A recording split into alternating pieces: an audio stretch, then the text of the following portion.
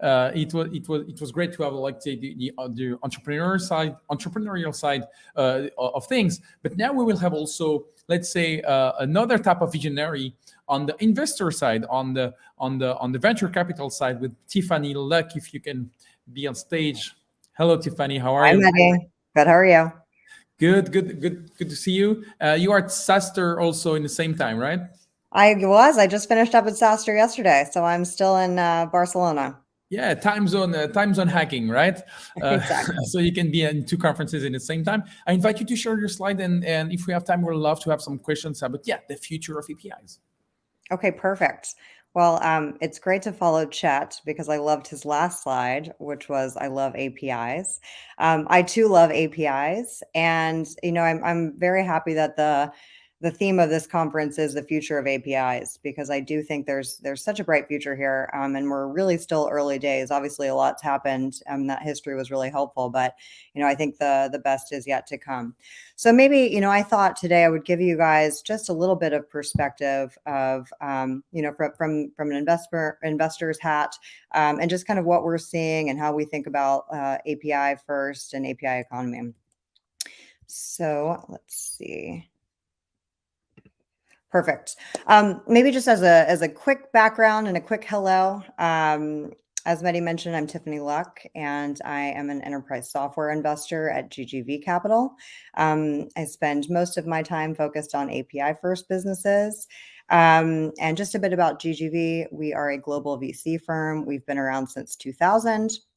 We manage over 9 billion of capital and invest all around the world at all stages. So everything seed to growth, across technology. And again, a special focus for me on API first. So excited to be here today. Couple things I thought I would walk us through, in general, kind of what's the high level excitement around APIs. I'm sure that is a topic near and dear to everyone's heart, but I'm sure you guys feel that as well. Where to focus as you're building an API first company, and really kind of almost from the opposite side, like what do we look for? When we're looking at API first businesses, what are the key components that we see in terms of building a successful, 20, 30, 40, $50 billion API first company. To follow that, we'll talk a little bit about some metrics, some more on the quantitative side of things. And then I will also just mention at GGV, we launched an API first index in March of this year. So I'll walk you through some of the things that we've seen there and just give you a heads up on where we're heading with that. Okay, so to start, why we're excited about APIs. I think just as a high level, big headline is that we do believe that the world is going to continue moving to cloud components, and think about software development in terms of components. And APIs already are, but, I think even more so, and this is my point around, future, we're here today, but I think that we're still in the early days of this. I think APIs will increasingly become a developer's best friend. We've already seen that the number of API first companies is increasing drastically. I've seen APIs for a lot of different things, both small and large. And I think even starting out where companies start out with a wedge, start out with one product. I'll talk a little bit about this, and then of course, add on to that, think about a platform approach. And multiple products, and really become a critical component for companies as they're thinking about adding functionality into their software or into their platforms. There's also a thriving API economy. I won't spend a ton of time talking about that today, but outside of just API first, I think there is a whole host of companies also contributing to the API economy. It's a global opportunity, right? We're seeing API first companies created everywhere, and actually serving companies everywhere as well. And not just serving companies everywhere, but also serving companies across industry. And I think that's really important. So of course, we're seeing a lot of adoption in the technology industry, but I think we're also seeing adoption, pretty much in every industry. And again, as the entire world is moving toward, is thinking through digital transformation and, figuring out how to develop software more efficiently and faster. And, I think also, the end customers are becoming, more, really want like a polished product, and every industry is adopting APIs. To that point, why this is not new, but faster time to market, efficient development. I would also add that end customer expectation around a really beautiful interface, great functionality, fast performance. And then from an investor perspective and from a company building perspective, of course, API first companies do have very attractive unit economics, and there's a lot of good scale, efficient growth. And so it's, obviously there's the opportunity to build a very efficient but and very large company when you're thinking about focusing on APIs. Okay, so where to focus? As you're thinking about building an API first company or thinking about scaling your API first company, what have we seen be some of the key areas that really lead to a successful, and kind of scaling and large opportunity? Certainly, this is by no means a comprehensive list, but I think it really does touch on a lot of the things that we're seeing. So I think developer experience, and I would say that's probably number one, at least in terms of starting out, right? Like you really do need to win the hearts and minds of developers. You need to, and a lot of things go into that, right? Of course, your APIs need to be reliable and high performance and all of those good things. But I think also it's how does a developer first experience the API? Are they able to test quickly? Are they self-serving? What's the documentation like? A lot of key ingredients go into that developer experience. And ultimately making it something that developers want to share with the others. And actually have that, kind of good referral, I would say, which leads to my point around community. And, I think there's a really big opportunity to create great community amongst developers. And I would even say, if your main persona is not the developer and your main persona, possibly is the product manager or, another persona, I think there's great opportunity to create a community around those personas, and again, kind of contribute to that viral growth and, good word of mouth referrals.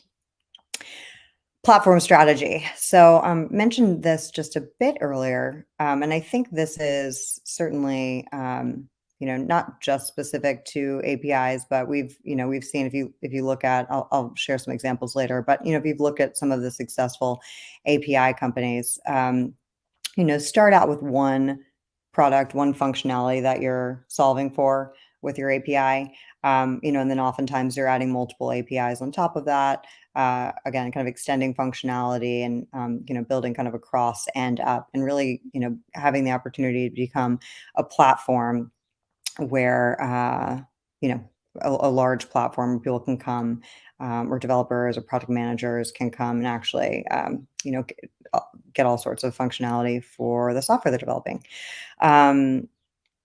The other thing is, of course, so part of that is extending on the product side. I'd say the other big area of investment is actually building and thinking about scaling on the go-to-market side. And so even if you're starting with one particular motion, with one particular persona, I think one natural place I see a lot of people start is inbound and, mostly from developers. Or even inbound from product managers. And so, of course, figuring out how to make sure you really nail that motion. And again, kind of, I think all the things we just talked about before really go into that. But then as you're growing and as you're seeing your ARR scale, as you're seeing usage scale, figuring out what is the next move and what else do we need to add in to go to market to help us reach that next level. right? When do we need to add an outbound motion? Should we move toward enterprise? And some of those questions, thinking through when are the right time to do all of those. To that, I think I've got a few examples here. Just wanted to share some examples of public companies and how they think through this. So this is actually a slide from Twilio's last investor day. And you can see obviously Twilio has really moved, has become quite broad across everything that they're offering now, and moved from, let's just say, communications and SMS to now really thinking of themselves and positioning themselves as a customer engagement platform. Some of this they've done organically and actually built internally, and then and other pieces, of course, they've brought in through acquisition. Um, and Twilio's is now a $20 billion company. But I think it just shows the kind of breadth and depth of actual product strategy and really how to go from one product to platform, I think is a good example of that. Another one I like to think about from a go-to-market perspective is Octa, Octa and Auth0. So this is actually a slide from Okta's presentation when they acquired Auth0, which was an exciting acquisition. And you'll see here, like, I think this is probably one of the most flexible go-to-market models I've seen. It really does cover a bunch of different personas, a lot of different go-to-market motions, and really the whole spectrum of customers. And of course, this isn't going to happen overnight, but I do think, like, as you're thinking through expanding go-to-market, these are three good, three good axes to think through, really figuring out, like, how will you expand from, or does it make sense even to expand from one persona to the next? And if so, like, what types of go-to-market motions will support that? And again, I think especially on the customer front, one thing that's just helpful to think through here, and you'll see it in your metrics, and we'll talk through metrics in a moment, but does it, as you go up market, or even as you look at metrics across your different customer segments, what is churn like? What is sales efficiency like, right? And you just want to make sure. I think there's really no right or wrong answer here, but just making sure that for whatever customer segment you're serving, you're able to acquire those customers effectively, service them effectively, and hopefully they'll grow over time and contribute to expanding net dollar retention as your business scales. So anyway, loved this example for how Okta plus Auth0 talk about it. Okay, so on that point around metrics, again, disclaimer, since since I have my investor hat on here, certainly not a comprehensive list of metrics, but I'd say these are really key ones and key buckets of metrics that people will look at. ARR and growth. So top line, right? How is the product growing? What does growth look like? What does it look like today? Kind of where is that from where it was last quarter, last couple quarters, last year? And more so as an investor, we're really betting on the future. And so what does forward growth look like? And just talking through how you're actually going to how you've set yourself up for success on that front, right? Whether it's through product strategy, go to market, a combination of the two. Again, developer experience, kind of all of those things we talked about that actually lead into this, into strong ARR growth. And I think always has been the case, but I'd say even a little bit more so in today's environment, really wanting to paint a picture around everything you're doing to support that growth, right? And actually storytelling around the sustainability of it and the efficiency of that growth. And so one area that I think is very important is retention. And I think both on the net and the growth side. So certainly you want to see, and API businesses in general have really strong potential to show high net dollar retention. I think this is one of the huge bonuses of API companies. You actually get to grow alongside your customers. and let's say a startup starts using you, and then all of a sudden, you've got several startups using you and they're growing really quickly, actually benefit from that growth as well. So certainly you want to see strong net dollar retention. At the same time, I think it's really important to at least look at gross retention. How gross, both dollar and logo. And of course, again, depending on which segment of customers you're serving, retention numbers may vary. But I think kind of equally important that goes into this gross retention number is, for those customers that are churning, why are they churning? What is your, I don't know if you track NPS or churn reasons, and really thinking through kind of the buckets of those churn. Of course, you're going to have some customers go out of business, nothing you can do about those, about that churn, but for ones that are leaving, is it targeted the wrong customer? Is it something around documentation, around ease of use, around scalability, right? And just, I think using that to inform how you're spending resources internally, and also how you're thinking about go to market. Then more on the efficiency side. So gross margin, again, kind of both where you are, where you've come from historically, and I think most importantly, where you're heading from a gross margin perspective. I see a lot of gross margin expansion stories, and I've actually seen a lot of companies expand gross margin. I think you'll just, it's always helpful to hear what are the levers for gross margin expansion? Where do you expect to be in steady state and over the long run? And where are you today, and how do those two numbers line up? Also from a sales efficiency standpoint, this will look a little bit different depending on what your go-to-market motion primarily is. But, just here want to show how are you thinking about efficiently acquiring customers, having those customers grow with you, and, making sure that they're ideally expanding over time. Team size. So of course there's the quantitative piece of this, which is just, number of people in the team by department, where that number is today, where you're expecting that number to go. I also think the super important one here is also qualitative, and, what key hires do you still need to make? And, what are you really looking for in terms of transforming your team? And then lastly, cash balance, burn and burn ratio. So again, to the efficiency point, how much are you spending in order to grow? What's that ratio?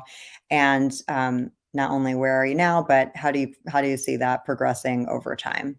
So these are just some of the metrics. I'd say, like, of course, this is the quantitative side, and the slide before we talked a little about the qualitative side.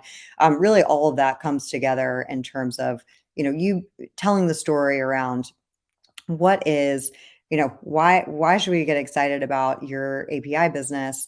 And I think, again, there are a lot of reasons to be excited right now. And I think the question is just, putting both the qualitative and the quantitative pieces together to help relay that excitement. Okay. Quickly, also wanted to share with you all the GGB API index. So this is something that you guys can find at apifirstindex.com.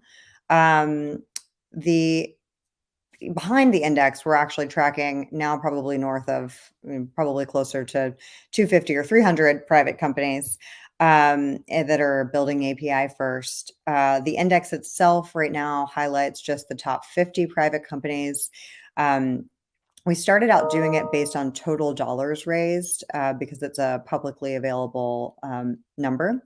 And right now what's published is as of Q1 2022, and we have plans to update it quarterly. And ideally over time, our big plan here is to actually help provide more data, of course, than just dollars raised, but, to help benchmark and provide more data around what does best in class look like for an API first business against some of those metrics that I just shared before. And, help provide some guideposts at different scales. So that's something to look forward to. We will also be updating this at the end of Q2. So very soon.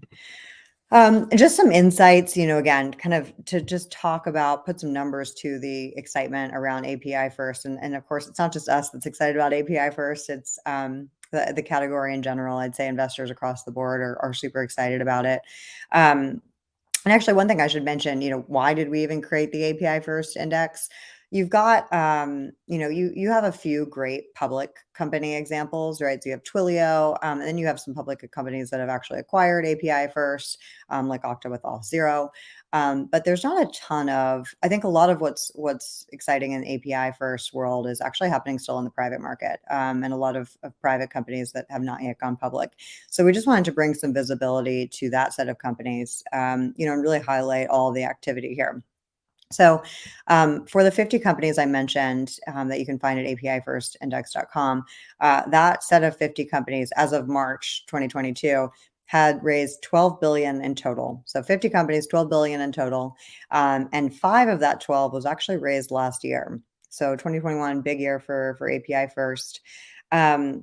Of course, we see API first across the board, across sectors, across functionality, but certainly a lot in the fintech space. So 40% of the 50 in Q1 were fintech related, powering fintech infrastructure or powering the next wave of fintech. And here's just a quick snapshot, not all 50, just the first several. But again, you can find the whole list at APIfirstindex.com. And do expect this. There's been some funding announcements that happened post this publishing. So do expect things to change just a bit and shift just a bit once we publish the Q2. So with that is what I had for kind of an overview, a little bit of thinking through how an investor is thinking about API first, API economy. Happy to answer any questions if anyone has any, or Mehdi, if there's something else you want me to chat through.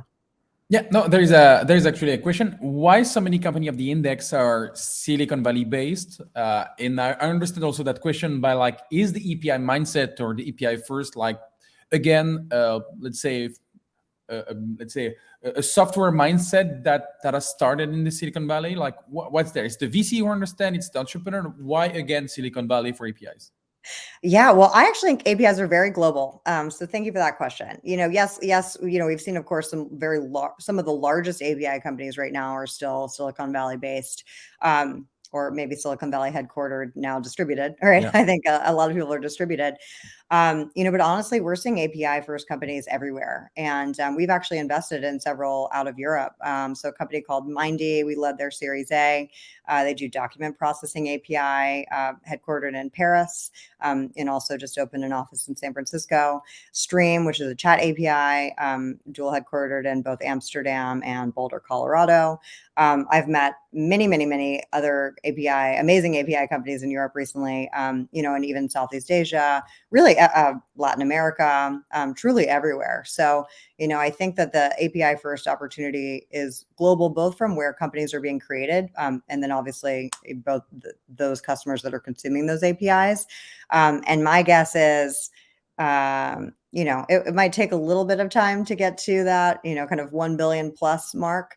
But I think we will absolutely see a very diverse mix from a geography standpoint in terms of API first companies.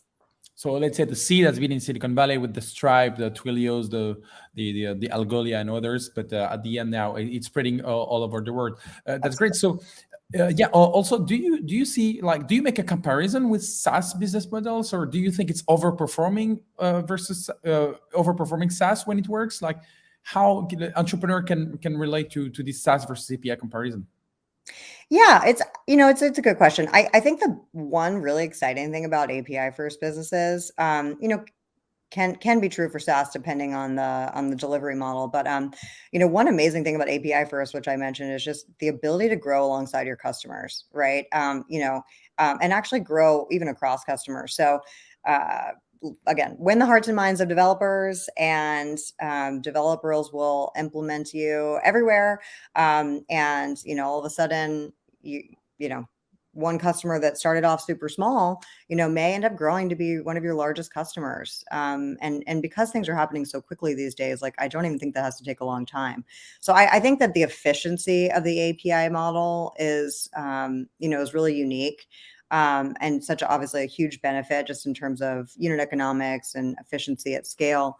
That being said, and actually I'd say the one other thing is just the kind of the value prop of APIs, right? And I think that they're becoming more and more it makes a lot of sense for certain functionality, right? That is, either maybe cost prohibitive to build internally, might take too long, right? With an API, you get it fast, you get it cost efficient, and someone else maintains, the infrastructure, is constantly developing it. And so something that may be important to your product but isn't core functionality, you kind of let someone else manage. Anyway, so I think there's a lot of the value prop is real. The usage is accelerating. You're growing alongside your customers. It's super efficient. And I think we're still at the early days of it all. So I think there's a lot of excitement, from here on out for API first.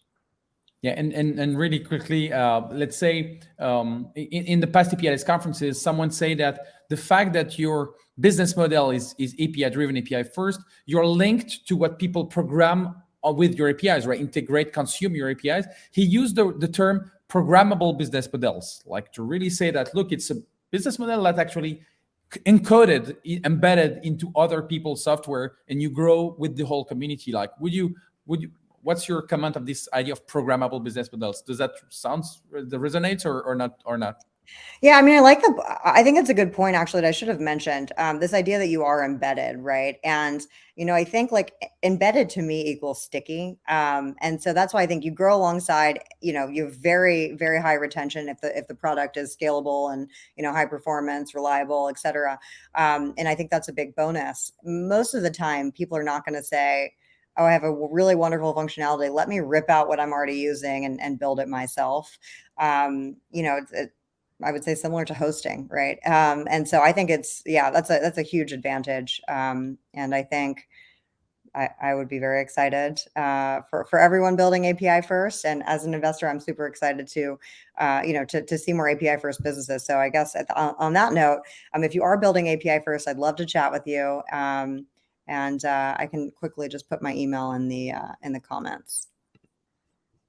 Yeah. So again, if you're an entrepreneur thinking APIs are the best way to build product, distribute product, embracing developers to community to add value and create value with what you've built and be connected and embedded with them. Yes, Tiffany has accepted to be there. And so, don't hesitate to reach her. She's one of the more and more VCs actually embracing it, but at least GGV and Tiffany are the one who really understand that. Thank you very much, Tiffany. It was great to have you. Thank you for taking the time and shifting from conferences. It was great to have you. Well, thanks for creating this conference. I love it. And thanks for having me. I really appreciate it. And I wish I had Chet's slide. I love APIs too. It's a great slide to end on. Our next US conference will invite you in person. So